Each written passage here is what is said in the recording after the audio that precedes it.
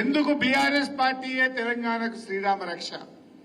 ఈ జాతీయ పార్టీలు తెలంగాణకు ఏ రకంగా అన్యాయం చేస్తాయో మనం చెప్పవలసిన బాధ్యత కూడా మన మీద ఉంది. ఇలా గోదావరి నది తెలంగాణలో ఎక్కడ ప్రవేశిస్తుంది భయ్? మన నిజామాబాద్ జిల్లా కందకుర్తి కాడ ప్రవేశిస్తుంది. మా జుక్కల్ కాన్స్టిట్యున్సీలో వస్తుంది. కందకుర్తిలో గోదావరి వచ్చి తెలంగాణ గుండా ప్రవహించి కింద పోయి ఆంధ్రలో కలుస్తుంది.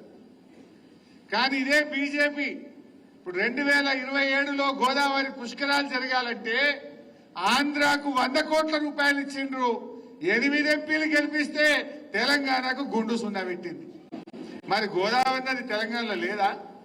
గోదావరి పుష్కరాలకు బీజేపీ ఎందుకు నయా పైసా తెలంగాణకు ఇవ్వదు అని నేను అడుగుతా ఉన్నా.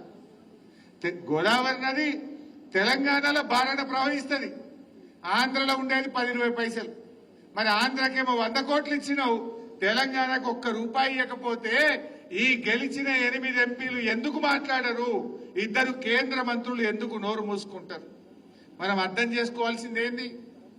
ఆంధ్రప్రదేశ్ లో తెలుగుదేశం పార్టీ గెలిచింది గనక, రీజనల్ పార్టీ ఒక ఉండి గనక వాళ్ళ చేతిలో ఎంపీలు ఉంటే ఢిల్లీలో మెడలు వంచి పైసలు తెచ్చుకున్నారు.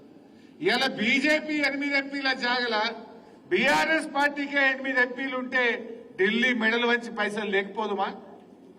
ఎవడన్నా ఒక్క బీజేపీ ఎంపీ మాట్లాడుతుండా? దయచేసి మీరు అర్థం చేసుకోండి.